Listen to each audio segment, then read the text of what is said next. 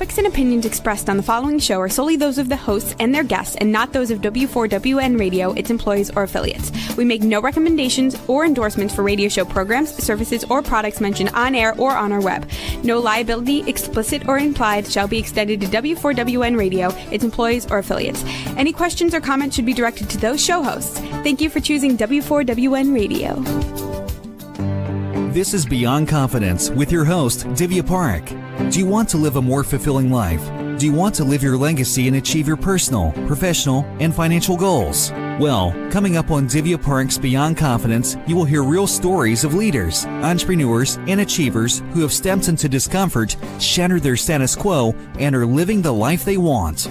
You will learn how relationships are the key to achieving your aspirations and financial goals. Moving your career or business forward does not have to happen at the expense of your personal or family life, or vice versa. Learn more at www.divyaparekh.com, and you can connect with Divya at contact@divyaparekh.com. This is Beyond Confidence, and now here's your host, Divya Parekh. Good morning, listeners. It's Tuesday, and I'm so thrilled to be here with you. And I want to thank each and every one of you for watching our show, because I have some really, really great news. So what I was doing was I was just searching for something in ChatGPT, so which is like a large language learning model, like Gemini, Claude, or Anthropic, as you might know, or Copilot. And what happened was 2 times I look for some toxic boss, and I look for something else, and our show popped up, and it is all because of your love. Because yes, we were in the top 10% worldwide, but now because of your viewership, because of your listening, we are showing up organically, just being who we are. So thank you, thank you, thank you. I want to thank each and every one of you for watching our show with all my heart, and just wanted to share this good news with you that now we are showing up in the AI model as well, and to let you know that organic does work. So keep watching, keep sharing, because you don't know whose life you might be changing. So thank you again, and let's bring in our guest today. Hey, everybody. Hi, welcome, Jackie. Thank you. Thank you. Glad to be here. So excited. I was really excited about joining you today. So I'm really interested in getting into some good conversation. Absolutely. So tell us, we usually start out from either childhood or youth. If you have a moment or a positive person who left a remarkable impression on you, and that left you like all energized or like something positive. That's a really interesting question. Ideally, there have been several people that have made that kind of impression. But the first person that really made the greatest impression on me probably was my own mother. Seeing her as a single mom, I come from a 2-parent household, but my parents are divorced, and seeing my mother thrive and conquer milestone after milestone with her own education, her career, and then being able to give me the life that my peers had from a 2-parent household, it was inspirational. And it really empowered me for all that women can do. So that was my groundwork. Oh, that is fantastic. So as you grew up, when did your interest take you? I am a person, and that's a real funny question that people often laugh, because I'm a person that has worn numerous hats. I've owned 5 brick and mortar businesses. I have moved through and evolved through different career paths, where I was started out my early career. I'm wicked smart in the sciences, and I was going to go down the pathway of being a pharmacist. And ideally, I think all of that has led me to coaching, because in my earliest career journeys, the one constant, the one consistency was that no matter what I touched, I was gifted at being able to coach and train others. And it became synonymous with no matter where I worked, no matter which Fortune 500 company I was working with or working for, or no matter what business I started, it all roads always led back to coaching and training. And so it became a constant. It became more of my zone of genius. And it's where, I feel the most fulfilled. Mm. So, out of all of your corporate jobs, which one would you say you enjoyed the most? Or that kind of like, it was some challenging, any experiences from there that you still carry with you? Wow. I have really had an amazing career journey in corporate. But there were two companies that really hit home for me. The first one is that when I decided I didn't want to do pharmacy and it wasn't my jam, like many people, if you're not going to become a clinician of some sort, you wind up likely in some healthcare field. I was no different. And so I evolved and wound up at Johnson & Johnson Pharmaceuticals. I was there for almost 11 years. And the work and the environment as a hospital specialist, which is what I was during that time in training, was so powerful for me because it allowed me to really hone in on the core of, once again, helping others, understanding what their real problems were and providing solutions that could help them get to a better place in their lives, in their healthcare journey. And so that was really, really powerful. It was when the early juices of my innovation and mindset came to fold as I, stepped into the environments of winning standards of leadership and all kinds of other accolades. All those things were great, but they still didn't have the same impact that I had when I knew that I helped a family or I saw somebody's life change or someone's child really make a difference from the medication that they had tried based upon the recommendation I was making to the physician. So I really, really love that. And I'd say if I had to pick a second, I worked for Walters Kluwer designing med school curriculum. And I absolutely love that because it allowed me, even though I don't want to be a pharmacist, that passion is always there on the healthcare side, and being able to lean in with some of the world's top clinicians, authors, editors in the healthcare space, designing that M1, M2 curriculum. I love that. And it was a wonderful place for me to meet some amazing people that I still hold near and dear to me today. Fantastic. So what would you say were a couple of challenges that you faced in those careers? I think it wasn't necessarily that I had a challenge in the career. It was more around having a challenge within my inner self, knowing that, what, I love this and I can do this and I'm good at it. I'm great at it. But there was something that was always in me, that entrepreneur bug was always there. I think that's why I always rocked the 9 to 5 and the 5 to 9. I was always doing both. I think that inner turmoil of knowing that I wanted to be my own boss, and beyond being my own boss, because a lot of people may want to do that, I wanted to do good for the world. I wanted to do something different and more. And so that was my own inner turmoil, that's what I would say. And how did you deal with it? It was a struggle bus. I'll be honest, for almost 2 decades, I spent, working in corporate, grappling with the idea of, is this something I should do full time? And for many, it probably looked like, God, she's always into something. She's always doing something. She's starting a different business. She's working at a different company. She's always doing something. And I had tenure. But what I learned and how I dealt with it is where I stand today. Most times when I'm coaching, people are always taken back around the breadth of knowledge that I have around so many diverse experiences, whether it's entrepreneurship, healthcare, retail, food services. And they're like, how do you know so much about so many different avenues? It came from me dabbling in all these arenas early on in my career, finding myself, which is like many of our, listeners. We're all finding ourselves. And so that depth of wisdom and knowledge that I spent throughout decades of my career journey led me to a space where I feel somewhat of a subject matter expert in some distinctive area. So it was a good thing. Definitely. So let's jump into it and share with our audience, like, the value that they can take away from our conversation. So there's so many people, right? Like they are thinking, oh, I just want to be an individual contributor? And I know you've worked with executives as well.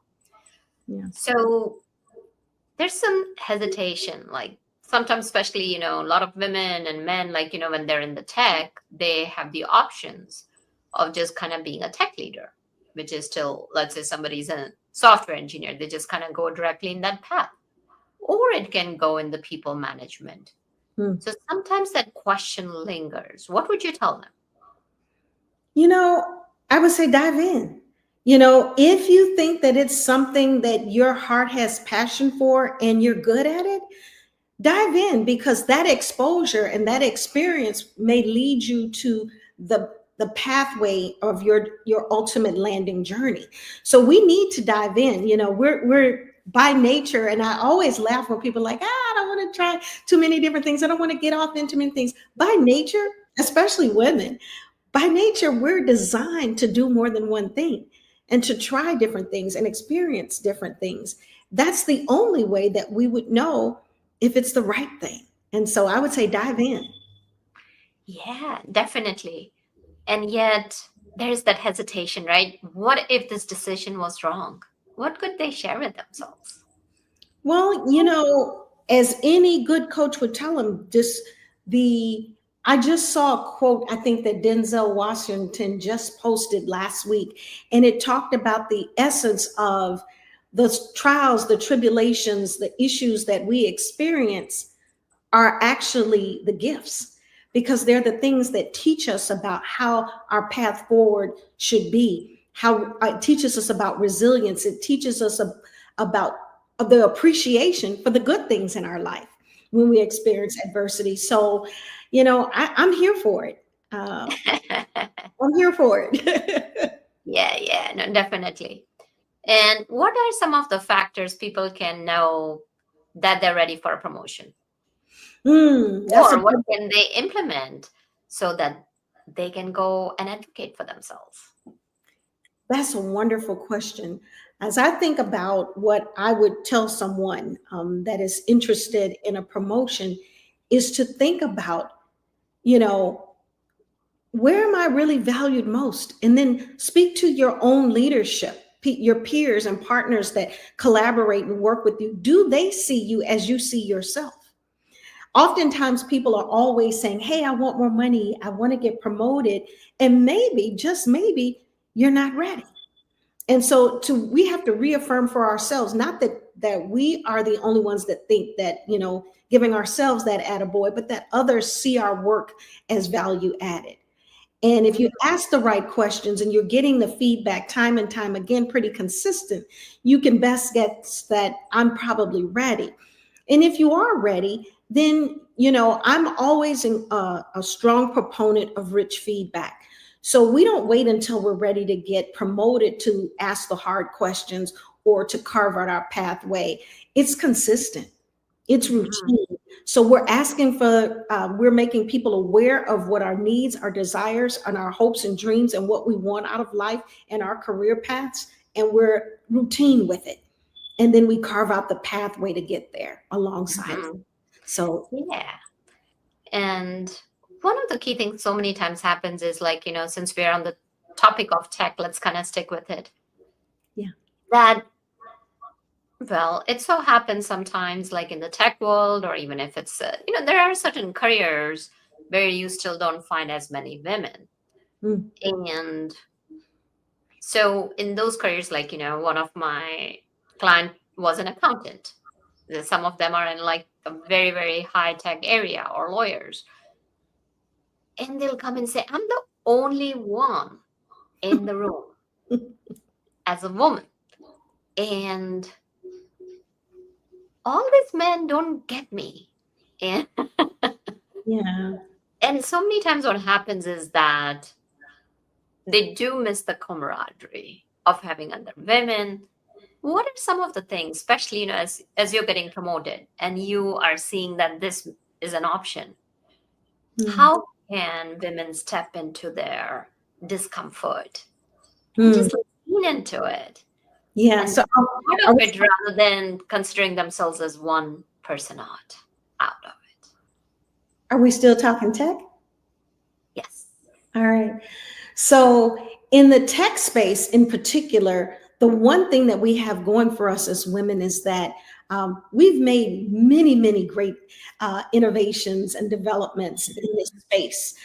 We are early adopters to this space. We're the ones, the risk takers in this space. And so we're not as far back as one might think as it clones to tech in general, especially when it comes to AI and some of the other new developments that are happening. But I would say that if you are an individual that you feel like you're the lonely only, and you're a person that is in this space and you haven't seen the enlightenment and the opportunities come full circle, we have to think about how we are articulating our value. And I think that's the first thing. You know, people can't trust who they don't know. They can't engage what they can't see. They can't believe in where they don't see the value. And so we have to make sure that early and often we are routinely displaying our value. You know, we don't just sit quietly at the boardroom in the conference room when we have an idea or a thought or value to add to the table, especially when it comes to technology and AI and innovation. We need to speak up. So, Absolutely. yeah. Let's say if we were to now take it into just generic area, like it so happens that sometimes, like you said, I really love what you said, the lonely only in the room. So based on what you're telling, what I'm hearing is that when you share value, you are going to be building influence, because influence is not waiting till the end of the year, thinking ahead of time Yeah. and being strategic about it. So what are your some of the favorite strategies that your clients have seen success with? Yeah, I think that not only articulating value, but displaying it as well, right? I mean, we could say all day long that, hey, I'm valuable, like I did a good job. But the reality is that I've got to Yeah. see it to believe it. So displaying it and articulating the value. My biggest thing with clients, you know, I'm a proponent. I wrote an article this past year in Forbes around intrinsic value and being able to talk to our audience about and our clients and our peers, partners, and our families about how we amplify our work. You know, whether we're displaying it, articulating it, you know, that's the first place that I focus. Owning your own intrinsic value, because at the end of the day, you can work for an amazing company, have dynamic ideas, and you really can be valuable, but still be overlooked. And Mm, so when you know your intrinsic value, and when I try to encourage my clients to see and own it, you don't stay in environments where they don't serve you. You don't stay in environments where they can't see you or they don't witness or acknowledge your greatness.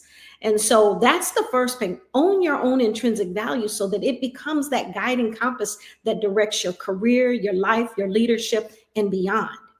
mhm. That's a very powerful point, that own your intrinsic value.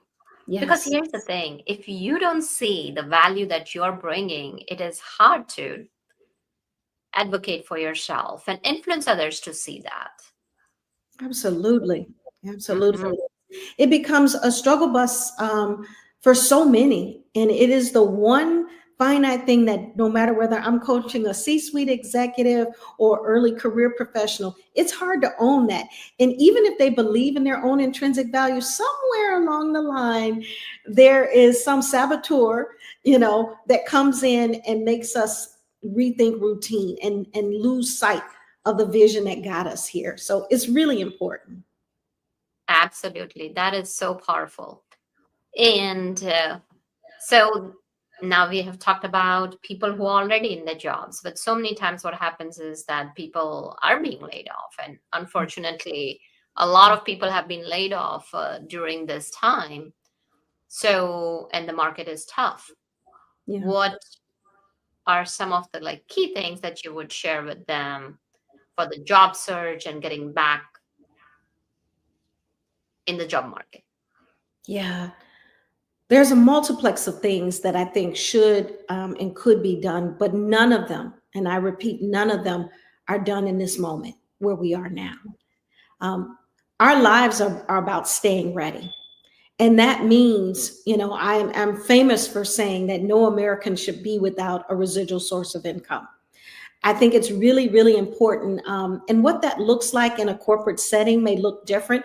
Obviously, if you are the chief executive officer at a company, it may be challenging for you to have a 5 to 9. I'm not saying it in that context. Maybe it means that you're selling one powerful piece of real estate each year on the side that becomes your residual. Maybe it's you're consulting or advocating in some way outside of the workspace that's in a non-compete competitive way. Maybe and making sure that your employers are okay with that, being transparent up front when you first take the job.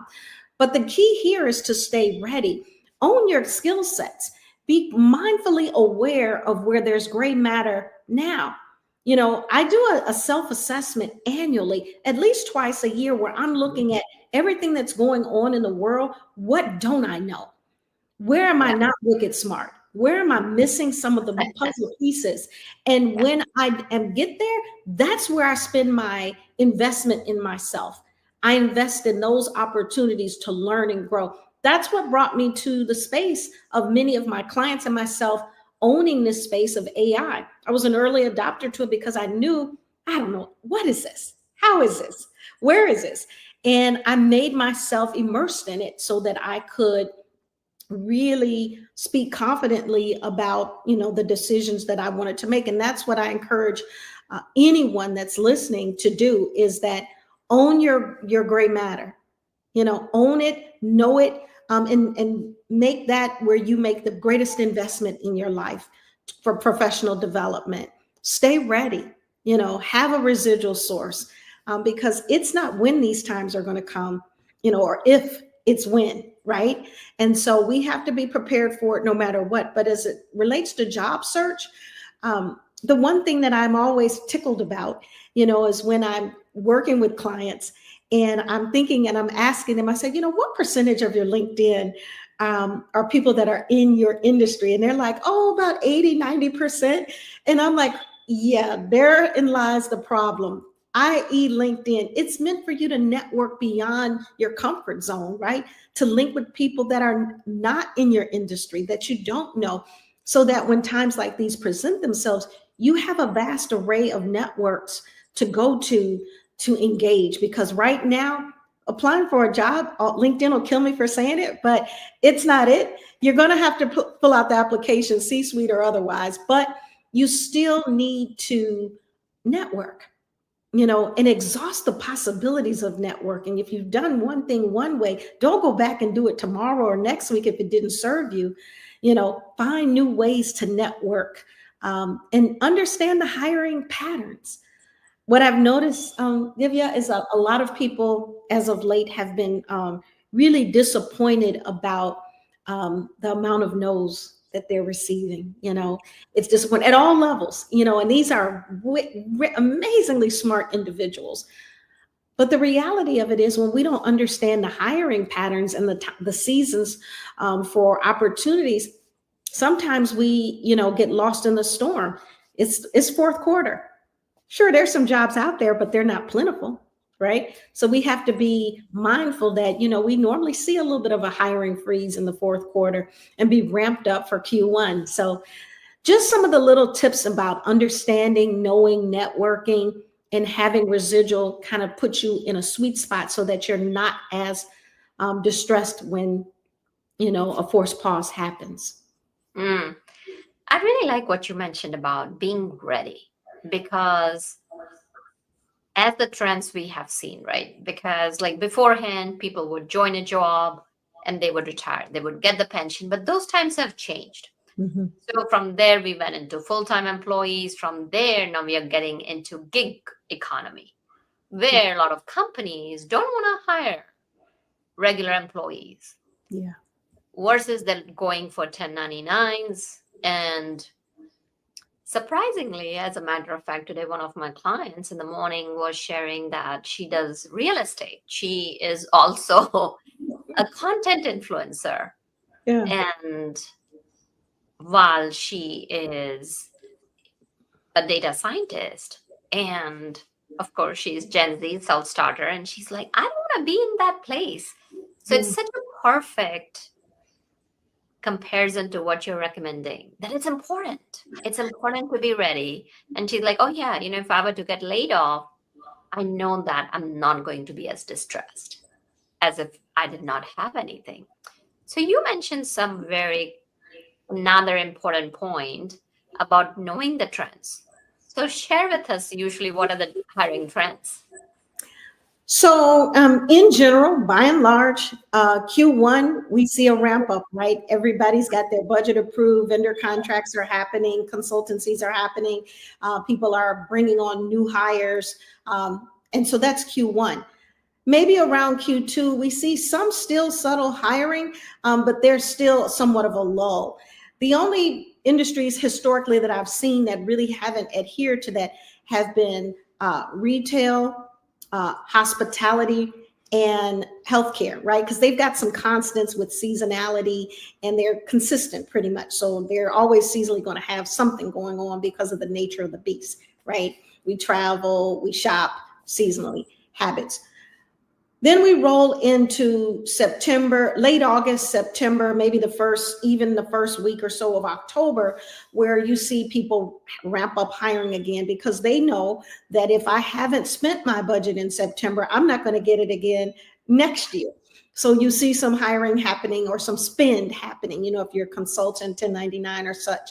And then, like I said, Q4, we roll into this space where hiring freezes are happening. Again, this doesn't mean that there aren't any jobs out there, because please believe I see jobs every day, but they aren't as plentiful as we likely usually see in Q1. But we're in a new time. We've got a new sheriff in town, and we've got things happening very differently across the United States. And so even this pattern may not feel as constant or consistent or stable as what we're used to. And so it leans us back to what I said earlier, staying ready. Be aware. Stay ready and look for the patterns, be aware what's going on. Absolutely. So these are very, very relevant and helpful points. Now, let's say, somebody finds a job, they're doing good, they're like good settled. But so many times what happens is that I'll get clients who'll come to me and say that, yeah, I'm feeling good pay scale. They may even have a partner who's making good money. But they're like, I lack fulfillment. I'm not getting that joy and I'm experiencing that burnout. Have you also experienced that? And what are some of the tips you would share with them? Yeah, I'm going to tell you spot on. We're right in alignment there. Reality is that my clients that make the most money oftentimes are the least fulfilled. And I think that there is part for the course around that because they've lost sight of the joy that brought them to the role. They've lost sight, heavy is the hat that wears the crown. When you're in those positions and high profile, roles and careers, it taxes us. It takes a lot out of us to really manage and lead an organization and inspire and motivate our peers and our teams and just, really be transformative in nature. That's hard to always be on. And what that does is it takes us away from our family. We have very little time for self, and so our healthcare may suffer a little bit. And we really just don't have the time to just decompress and relax, because we all know that in any career pathway, it doesn't matter what you're doing. If you're the receptionist answering the phone or you're the C-suite person running a company, we all need to reset, restore, and renew. And when we don't have that time, it creates a space where there's distress and stress around us. So my one infinite word of wisdom is to block time for self at any level of your career. It's invaluable because it gives you back the essence of who you are, why you're there, and it allows you to think clearly about why I want to stay. Yep. Yeah. And it's absolutely the thing that people need to do. Yeah. Because the question is, if not now, then when? Then when? Yeah, absolutely. So, what different types of executive challenges your clients have faced?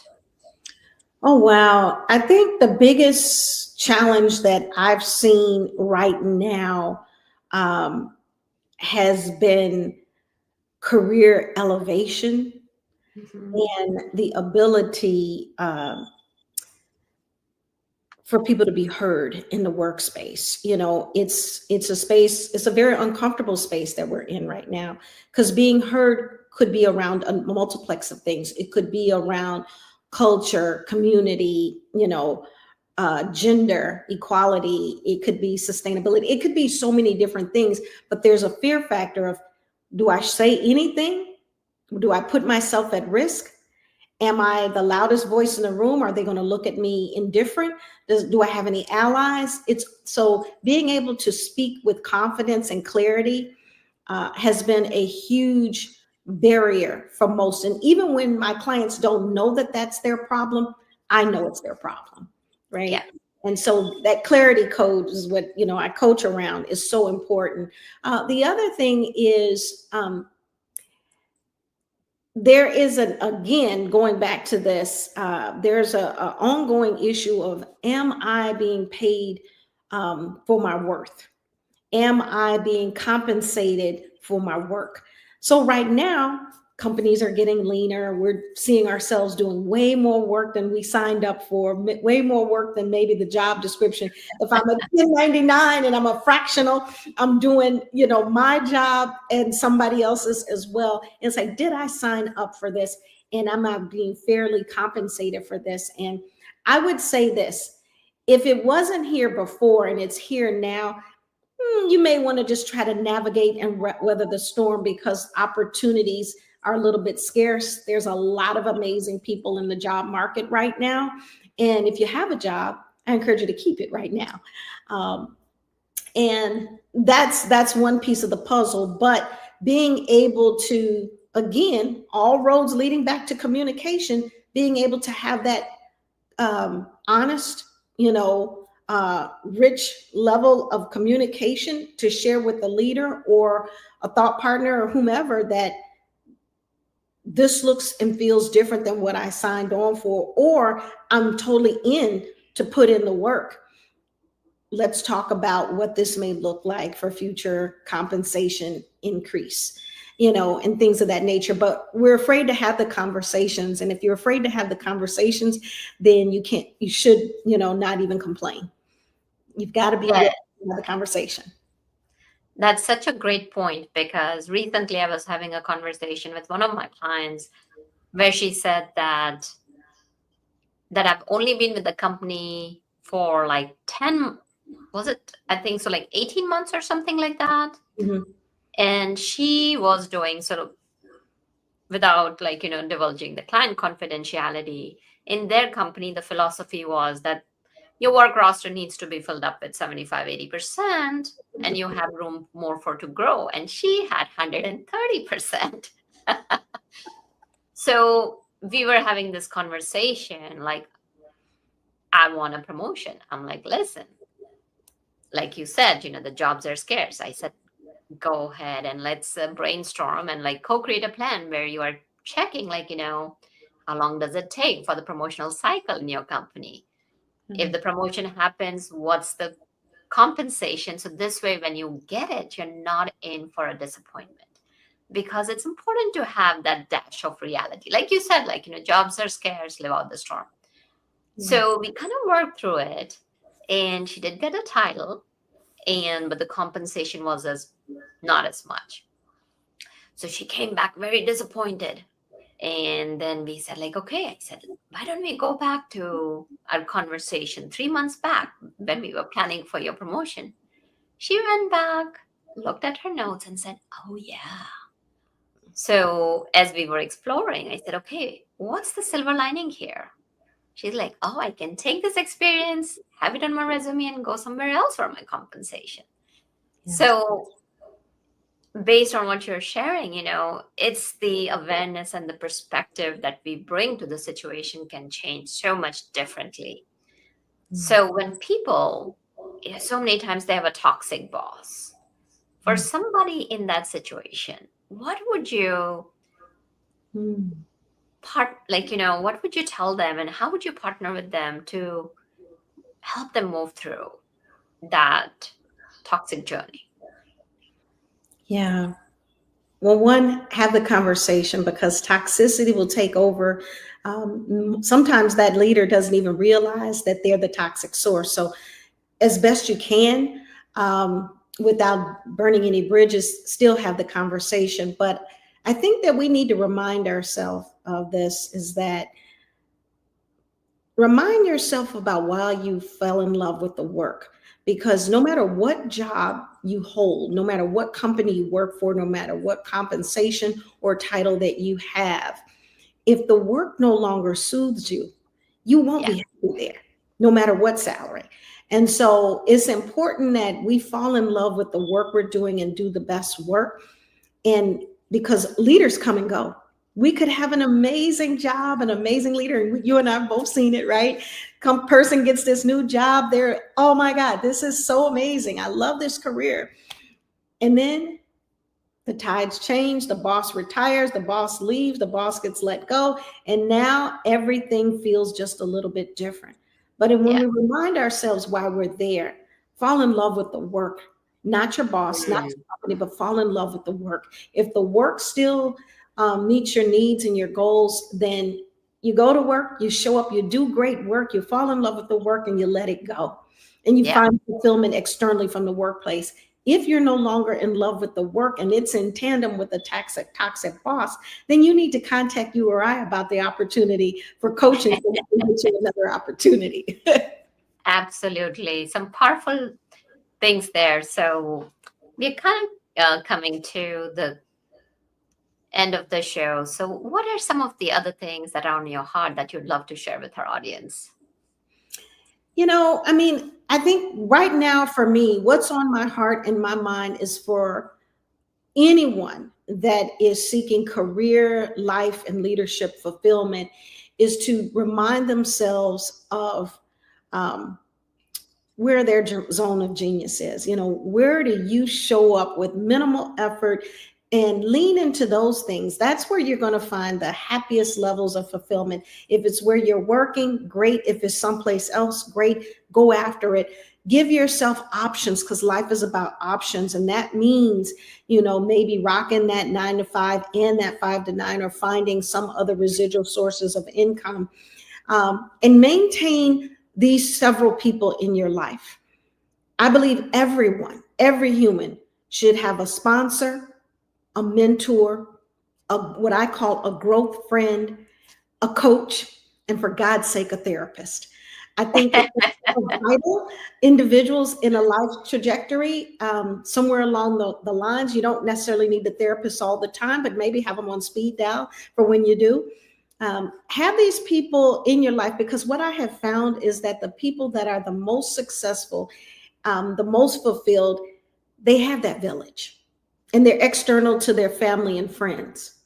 Mhm. And that village empowers you to do so many things and to achieve and conquer and have a plan for resistance, because guess what? We always need one. You'll always, Oh, absolutely. So powerful. yeah. So, Jackie, I'm sure that listeners will be thinking, okay, how can we contact Jackie? So, tell us, where can you be reached? Yeah. Tell us about your services. Yep. So I am leaning into the art of essentialism, and my ecosystem does two things pretty powerfully. I do one-on-one executive coaching, and I also do what I like to call keynotes with clients. And that's where I have some very succinct, specialized areas where I come out and do an experiential kind of keynote with application attached to it. All of that can be found at www.thecareerdoctorllc.com. I'm also leaning into AI like every other good person out here that's trying to fill that gray matter. And if you want to know more about my particular AI and how it's helping people amplify their communication strategy, you lean on over to www.engagexai.io. Well, fantastic. Thank you so much for joining us. It was such a pleasure. Same here. I absolutely loved it. And invite me back anytime. I had a great time today. Absolutely. And thank you, wonderful audience, for joining us and for watching our shows and helping us help other people. So I know that I'm totally grateful to you, and share it out. Share with other people, because you never know. These conversations can make a difference in one of your loved ones or one of your friends' lives. So be sure to share it out. And thank you, Juan, for making the show technically possible. So be well, take care, and I'll see you all next time. See you next. Thank you for being part of Beyond Confidence with your host, Divya Parekh. We hope you have learned more about how to start living the life you want. Each week on Beyond Confidence, you hear stories of real people who've experienced growth by overcoming their fears and building meaningful relationships. During Beyond Confidence, Divya Parekh shares what happened to her when she stepped out of her comfort zone to work directly with people across the globe. She not only coaches people how to form heart connections, but also transform relationships to mutually beneficial partnerships as they strive to live the life they want. If you are ready to live the life you want and leverage your strengths, learn more at www.divyaparekh.com. And you can connect with Divya at contact@divyaparekh.com. We look forward to you joining us next week.